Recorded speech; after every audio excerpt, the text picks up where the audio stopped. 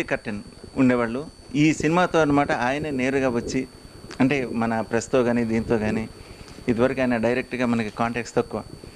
ఇంత మునుపు 'పోలీస్ భార్య', 'కాలేజీ బుల్లోడు' ఇలాంటి హిట్ సినిమాలు తీశారు. ఈయన అంటే పని మీద బెంగుళూరు వెళ్ళినప్పుడు ఈ 'ఉల్టా పల్టా' కన్నడ సినిమా చూడటం. ఈ సినిమా చూడగానే ఇది చాలా బాగుంది. ఇది రాజేంద్ర ప్రసాద్ గారినో, రేలంగి నరసింహారావు అయితే చాలా బాగుంటది అని చెప్పేసి అనుకుని అప్పుడు ఇమ్మీడియేట్‌గా రైట్స్ తీసుకోవటం.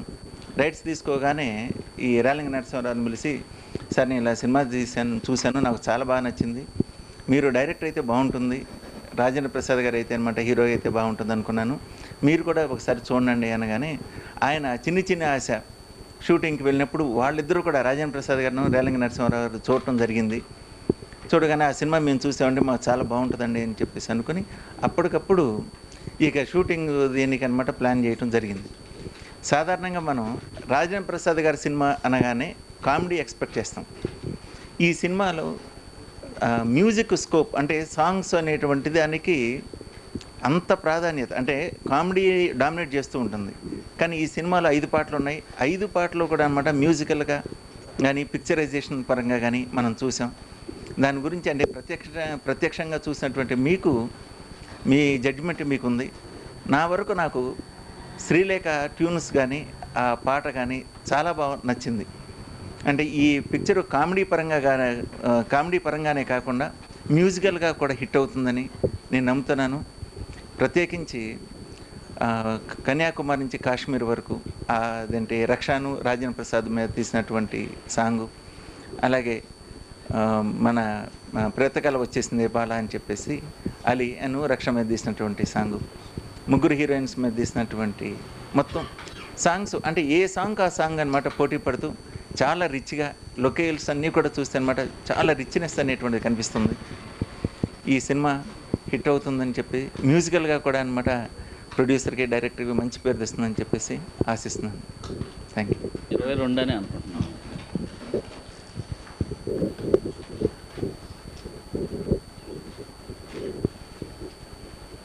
సాంగ్స్ అంటే ఒక సాంగ్ ఏమో ఇక్కడే నాయుడు గారి పాట ఆయన స్టూడియోలోనే చేసామండి.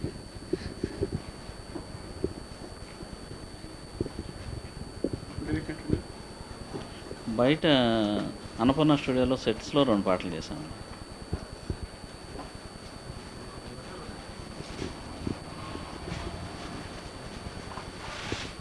ఒక పాట ఏమో అక్కడ పంజాబీ దాబా అని అక్కడ, ఇంకొక మన ఇక్రిసాట్లో, జూ పార్క్లో ఇట్లా మొత్తం హైదరాబాద్లో చేసామండి 5 పాటలు. ఏం సార్? శిల్పారామం చేయలేదండి, పంజాబీ దాబాలో చేసాం. అక్కడ ఒక సెంట్రల్ గవర్నమెంట్ రీసెర్చ్ దాంట్లో ఒక సాంగ్ చేసాం. అక్కడ లక్ష్మీ కాలనీలో ఉందండి ఒకటి రీసెర్చ్ సెంటర్ ఏదో ఉంది, దాంట్లో చేసాం. శిల్పారామం చేయలేదండి, అది పంజాబీ డాబా. అక్కడ పంజాబీ దాబా అని మేడ్చల్ రోడ్లో ఉంది, అక్కడ చేసాం. అది పంజాబీ డాబా, ఆ వంటలు ఉన్నాయి కదా, పంజాబీ డాబా.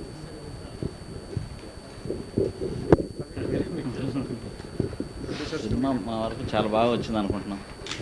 మేము అనుకున్న బడ్జెట్లో అనుకున్న టైంలో ఫినిష్ చేసాము.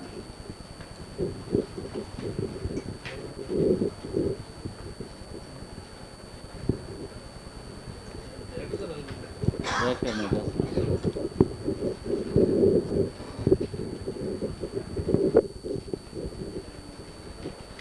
డిస్ట్రిబ్యూటర్స్ అందరూ కోఆపరేట్ చేస్తే రిలీజ్ కూడా అనుకున్న టైంలోనే చేస్తాను ప్రయత్నం చేస్తున్నాను. బిజినెస్ పరంగా ఇట్లా ఈస్ట్ వెస్ట్ వైజాగ్ ఫైనలైజ్ అవ్వాల్సిందని మిగతా అన్నీ అయిపోయింది.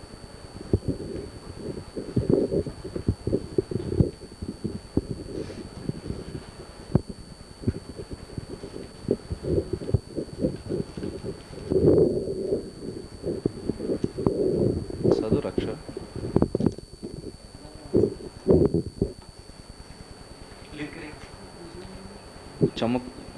చమక్ చమక్ మెరుపులతో వచ్చింది జడివాన్ రెండో సాంగ్. రాజేంద్ర ప్రసాద్, శ్రీకన్య.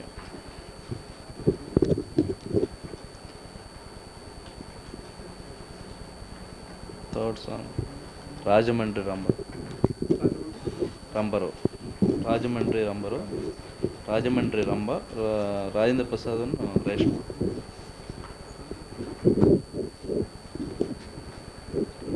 ఒకటి ప్యారడీ సాంగ్ ఏమో ముష్టి కళ వచ్చేసింది బాల, ఆలియను రక్ష.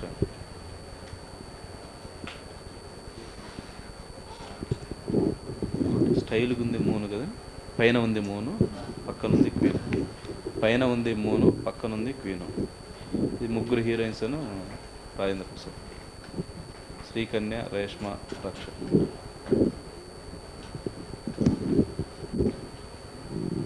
ఫైవ్ సాంగ్స్ మొత్తం హైదరాబాద్ సాంగ్స్.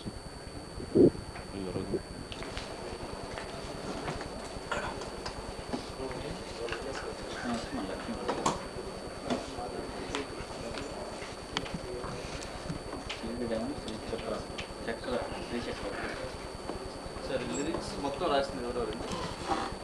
లిరిక్స్ అండి 8%.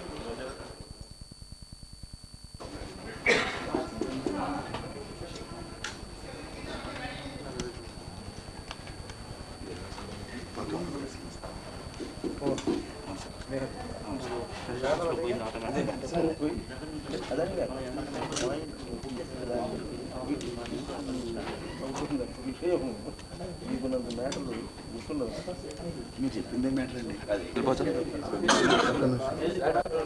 మా గురువు గారు ఈయన పెద్ద ఆర్గనైజర్ అవుతారు. ఇంకోటి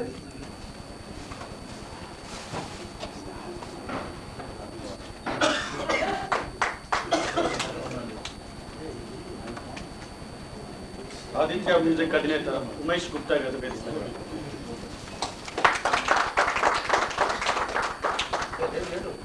కాదండి, గూడ అంజయ్ గారు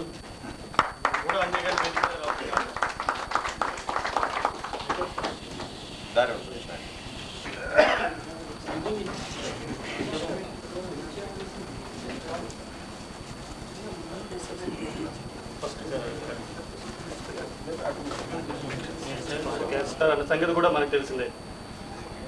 ఎన్నో విజయవంతమైన పాటలని ఆంధ్ర, నైజాం, సీడెడ్ అన్ని ఏరియాల్లోని మారుమోగిపోయేటువంటి ఒక మంచి చక్కటి బాణీలతో కూర్చున్న పాటలు ఆయన బ్యానర్లో మనం ఎన్నోసార్లు వినడం జరిగింది. అలాగే చీకటి సూర్యులు ఆడియోని కూడా అంత చక్కగా రూపొందించారన్న సంగతి మనం ఇప్పుడు ఆడియో ఆవిష్కరణ తర్వాత మనం వినే పాటల ద్వారా చూడగలుగుతాం. ఇప్పుడు మన చీకటి సూర్యుల ఆడియోని డాక్టర్ సి నారాయణ రెడ్డి గారు ఆవిష్కరించి తొలి కేసెట్ని మురళీమోహన్ గారికి ఇవ్వాల్సిందిగా కోరుతున్నాం.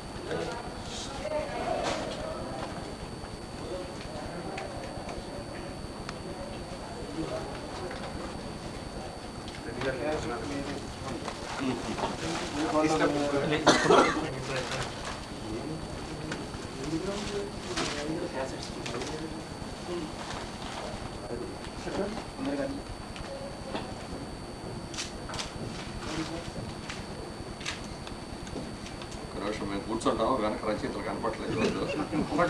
ఎలాగ ఉంటుంది వాళ్ళందరికీ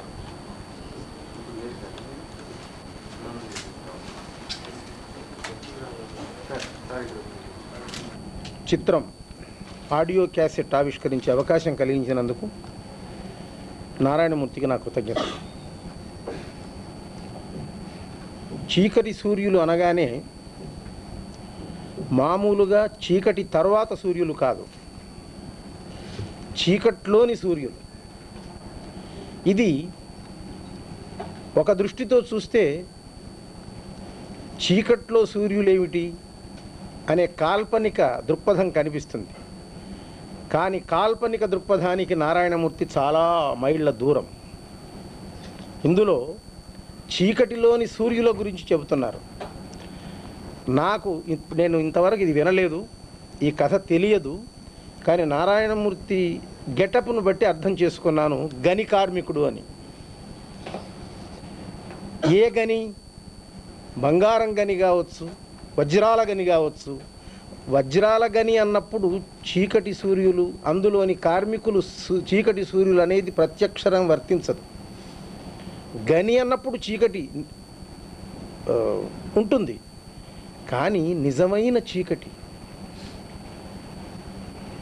బొగ్గు గనిలోని చీకటి.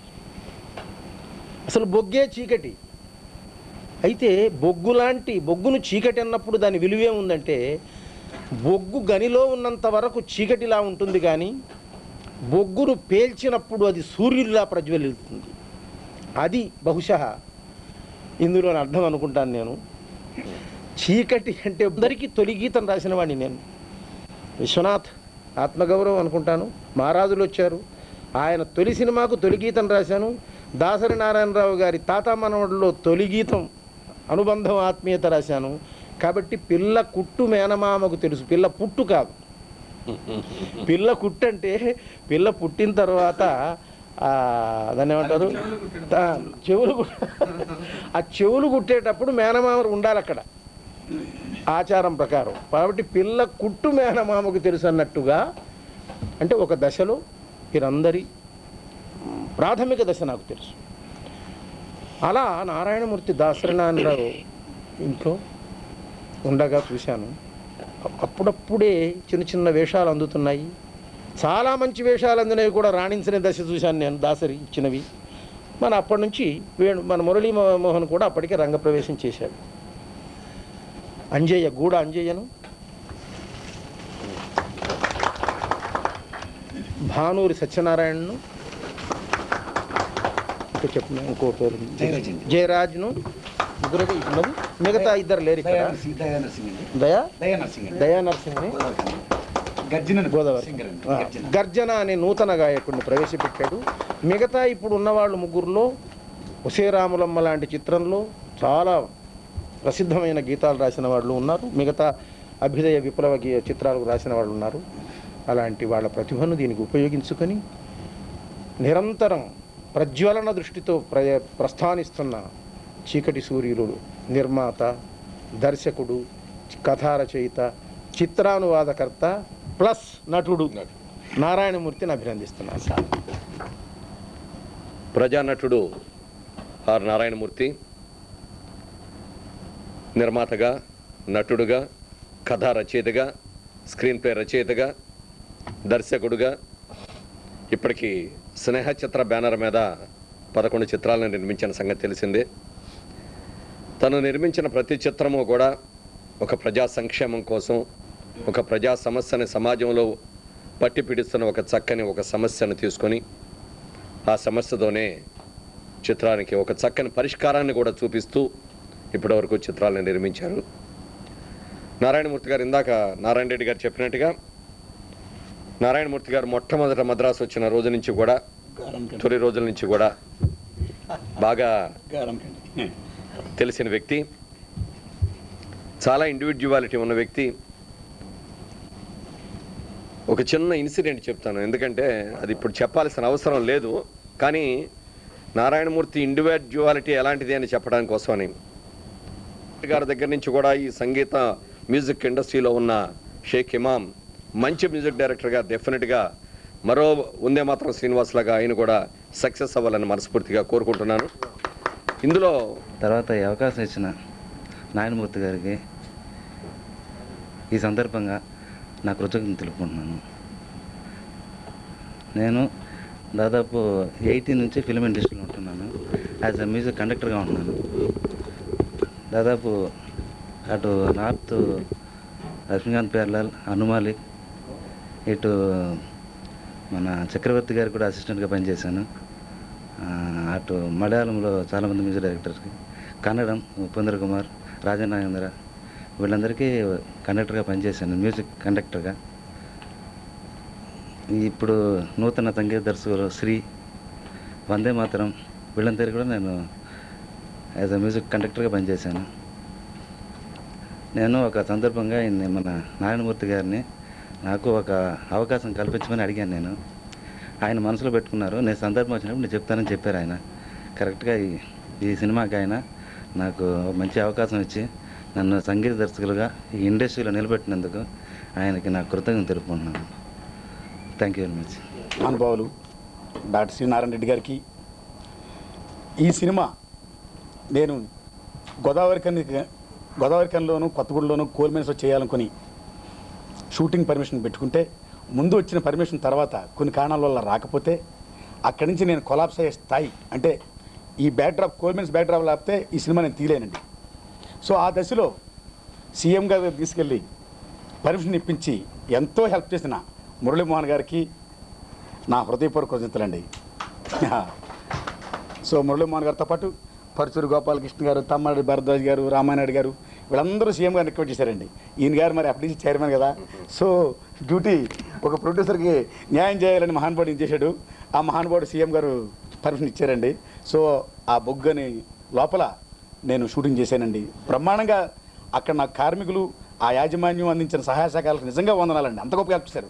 ఇక్కడ మిత్రుడు జయరాజ్, ఇంకా మిత్రులు ఎందరో అక్కడే హెల్ప్ చేశారండి నాకు. సో ఈవేళ నేను ఈ సినిమా చీకటి సూర్లు నేను బాగా దెబ్బతినిపోయాను. మళ్ళీ జీరోకి వచ్చా. ఇంత సార్ చెప్పేశారు okay. Again from zero I started my second innings. My first picture అదరా స్వతంత్రం, అగైన్ చీకటి సూర్లు. అయితే ఈ చీకటి సూర్లు ఈ బ్యాక్డ్రాప్ లేకపోతే ఏంటి మళ్ళీ నా పరిస్థితి? మళ్ళా నారాయణమూర్తి మామూలు సినిమా సుత్తి కొడుతున్నాడు రా, అది మళ్ళీ ఏంది పోయి సుత్తి అని జనం అనుకోకుండా ఆ బ్యాక్డ్రాప్ హెల్ప్ మామూలు హెల్ప్ కదండి.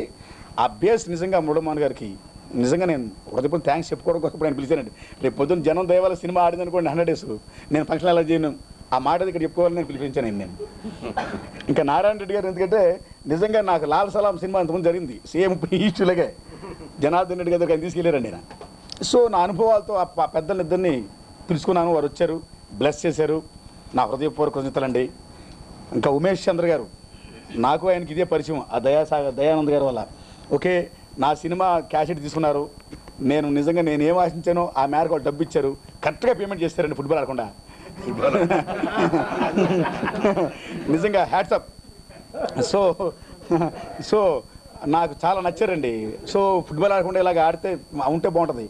సో నా వల్ల వాళ్ళు లాస్ అవ్వకుండా ఈ చీకటి సూర్యులు నిజంగా జనం దేవాలు హిట్ అవ్వాలని కోరుకుంటూ వాళ్ళ పెట్టిన సొమ్ము వచ్చేస్తే ఐఎమ్ దెన్ రియల్ హ్యాపీ అండి వారికి. ఇంకా మిత్రుడు షేక్ ఇమామ్ షేక్, ఈ నాకు పరిచయం. యాక్చువల్ నేను వందేమా శ్రీనివాస్ని ఇంట్రడ్యూస్ చేసినప్పుడు మ్యూజిక్ డైరెక్టర్గా. సీను గొప్ప సింగర్ అప్పుడు నాకు, ఇప్పుడు గొప్ప మ్యూజిక్ డైరెక్టర్ అయిపోయాడు. వస్తే రామలామలో మరి వస్తే ఒరే విషయాలు బేబత్సంగా పెళ్లి పందిర్లు బేబత్సంగా కొడుతున్నాడు మనోడు. సో ఆ కొత్త డేస్లో ఒక కాంట్రాక్టర్ మంచోడు కావాలని మా ఇద్దరం కూడబలుక్కొని ఈయన పిలిపించానండి. సో సీను దగ్గర అప్పుడు పరిచయం అయ్యాడు నాకు. సో అప్పుడు నుంచి సీనుతో మంచి అసోసియేషన్ ఉండాడండి. ఉన్నతతో దఫాలు నన్ను అడిగాడు. సీను మంచి పీక్లో కొత్త దశలో డిస్టర్బ్ చేయకూడదని నేను ఆయన నాపాను. ఇప్పుడు సీను నాకు అంత స్థాయికి ఎదిగాడు. ఊరికినే గొప్పడేవాడు, అతను గొప్పతనం ఉన్నది గొప్పడేవాడు. అతను కాస్త నేను ఇవ్వడం వల్ల నాకు ఇలా మంచి క్రెడిట్ ఇచ్చారు. కాలం గొప్పది, సీను గొప్పడు, ఇంకా గొప్పడు కావాలి. సో ఈవేళ మళ్ళీ నాకు ఒక మ్యూజిక్ డైరెక్టర్ కావాలి. నా చిన్నప్పటి నుంచి నా నేచర్ అంటే ఈ స్టార్స్ దగ్గర ఎప్పుడు వెళ్ళను నేను. ఏదో నా దావలో నాకు అక్కడ షూటింగ్ అన్న నాతో ఉండేవాడు, ప్లస్ నాకు తగ్గట్టు నేను చెప్పినట్టు చేసేవాడు. నాకు కొంచెం అది నా హ్యాబిట్, నా sort of film making style అండి. గురించి ఉన్నాడు గురించి. సో ఆ దశలో ఒక చిన్నవాడు కావాలి. ఆ పెద్దవాడైతే మన మాట మళ్ళీ వినరు, వినాలని కూడా మనం ఆశించకూడదు. వాడుట్లో వాళ్ళు they are becoming so great. So ఆ దశలో ఈ ఇమామ్ గారిని బాగా కొడతాడు, మనం చెప్పి చేయించుకోవచ్చు అనే ఉద్దేశంతో మాట ఇచ్చామని పెట్టానండి. ఈ సినిమాలో బ్రహ్మాండంగా చేశాడు.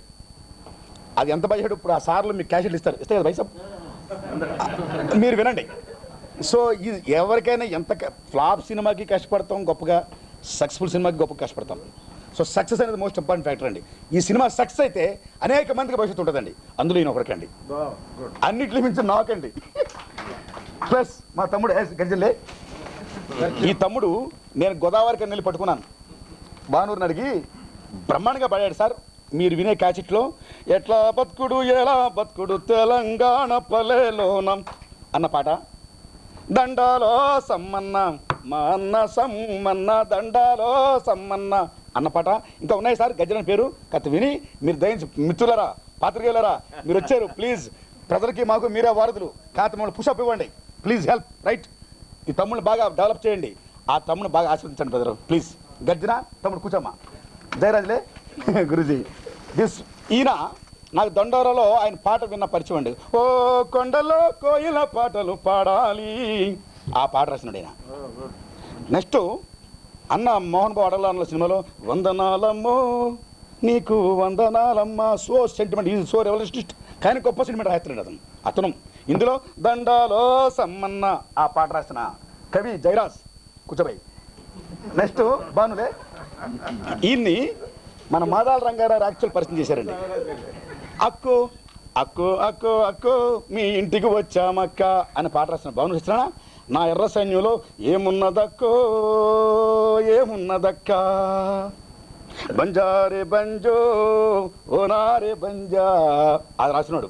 ఇందులో రేలారే అది గురించి నా తల్లి సింగరేణిరా నల్లని బంగారం రా అది రాసినాడు సార్ భాను. కూర్చో భాను.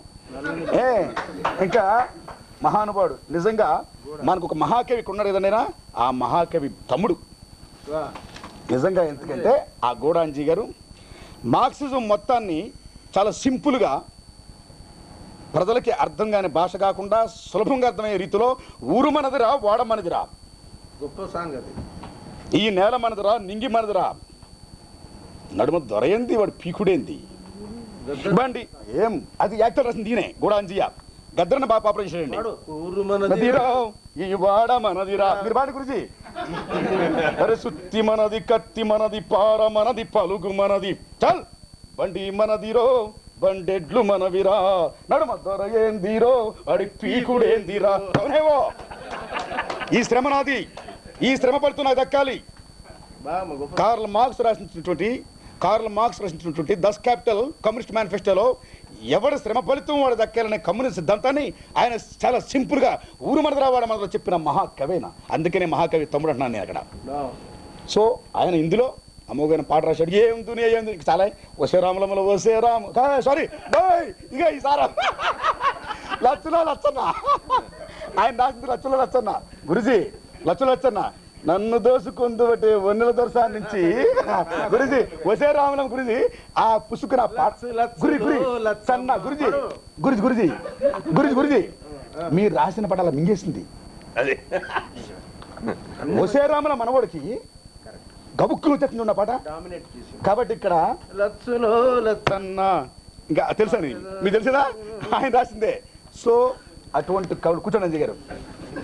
సో అటువంటి కవులతో పాటు మళ్ళా ఇందులో గోదావరి కన్లో కొత్తగా తమ్ముడు దయా నర్సింగ్ అండి. దయా నర్సింగ్ ఫస్ట్ గురూజీ. ఇందులో గురూజీ ఎట్లా బతుకుడు ఎలా బతుకుడు తెలంగాణ పల్లెలోనం అవ్వా అయ్యకు ఆశే లేదు తెలంగాణ పల్లెలోనం నారి నార నరం నారి నరరి నారి నారా నార. రాజ్యహింస ఎలా ఉంది వాళ్ళతో తెలంగాణలో? తెలంగాణ పీపుల్ ఇవాళ ఎలా ఉన్నారు? ఏ రకమైన సమస్యలు వాళ్ళు ఎదుర్కొంటున్నారు? దినదినగండం 100 లక్షలు ఎలా ఉంటుంది అన్న ఎదురుత్వం మీద అమోఘంగా రాశాడు పాట ఆయన. ఆ పాట విన్నాను నా సినిమాలో పెట్టుకున్నా. అది దయా నర్సింగ్. ఈ తమ్ముళ్ళని ఈ సార్లు అందరితో పాటు బ్లెస్ చేసి మాకు మంచి హెల్ప్ చేయండి భయ్. ఈ సినిమా సక్సెస్ అయితే మీరు ఇంకా బాగా రాస్తే మాకు అప్పుడే హ్యాపీస్. సో ఏం గురుజీ అదే గురుజీ అదే గురుజీ గురుజీ గురుజీ గురుజీ. సో ఇది లాటి తూటల రాజ్యమాయే తెలంగాణ పల్లెలోన రెక్కాడి తెనడొక్క నిండని కూలి తల్లి కడుపులోన పుట్టడమే ఒక నేరామాయ పెరగడమే దినగండమాయ అవ్వా అయ్యకు ఆశే లేదు తెలంగాణ జిల్లాలోన అవ్వా పేగుకు సుఖం లేదు తెలంగాణ జిల్లాలోన ఎట్లా బ్రతుకుడు ఎలా బతుకుడు తెలంగాణ జిల్లాలోన లాటి తూటల రాజ్యమాయే తెలంగాణ పల్లెలోన మీసం మొలిసిన కొడుకుల చూసి ఆశాలెన్నో పెంచుకుంటే మీసం మొడిసిన కొడుకుల చూసి ఆశాలెన్నో పెంచుకుంటే చదువుకొని గొప్పోళ్ళయి సాత్తరని కలలు గంటే కలలు కన్నీళ్ళాయే తెలంగాణ జిల్లాలోన కాటి పాలు బతుకులాయే తెలంగాణ